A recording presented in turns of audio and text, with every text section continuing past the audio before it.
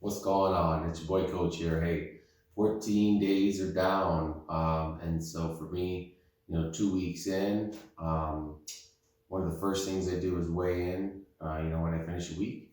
And so when I started this, I was 195. Today I'm 189. So I'm actually not going to look at that data just because I know in my diet I've changed the number of things. I've lowered the carbs, lowered the calories, lowered the salt. So now that I'm consistent, this is kind of when I'm starting. So I know for most people, those initial numbers, the bigger number, the better. For me, that kind of doesn't matter. And if it's too big, it just means I've shed a lot of water because our bodies do hold a lot of water.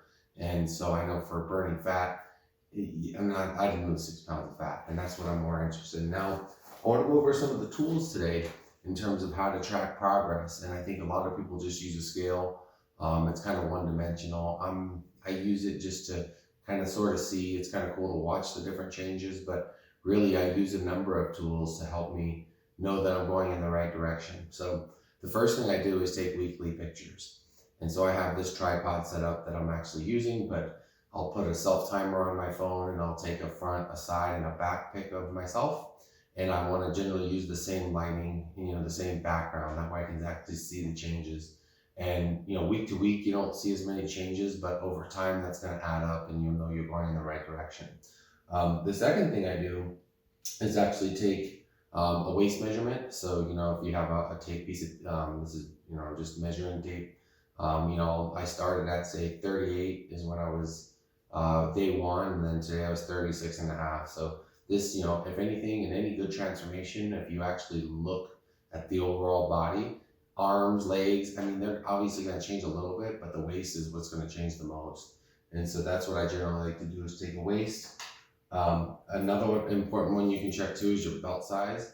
So if that's changing, obviously you're going to be using, smaller holes. So, if you just want to make sure that you don't have a waist tape, but this is always a good way to know.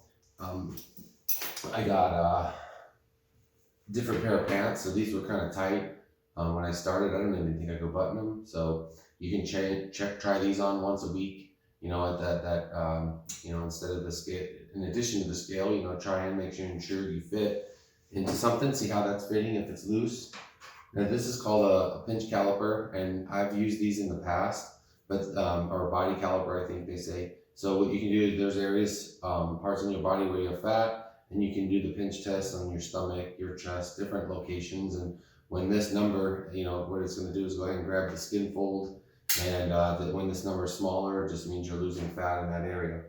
The last thing I think I want to talk about is I do an in-body body composition test, and so I have these done once a month at my gym, and you don't have to do these, but they're just another tool to make sure, that for me, what's most important is that I'm not losing muscle. And I know that because I'm going to lose water in this kind of journey, I'm going to lose a little bit of muscle in that sense of lean tissue, but there's also like a dry measurement just to make sure, you're not really cutting into that, which I have in the past when I cut too hard. So, like I said, number of tools you can use, in addition to the scale. It's not that the scale is the worst thing, but it's also not the best thing. So I hope that helps you, and I will see you tomorrow.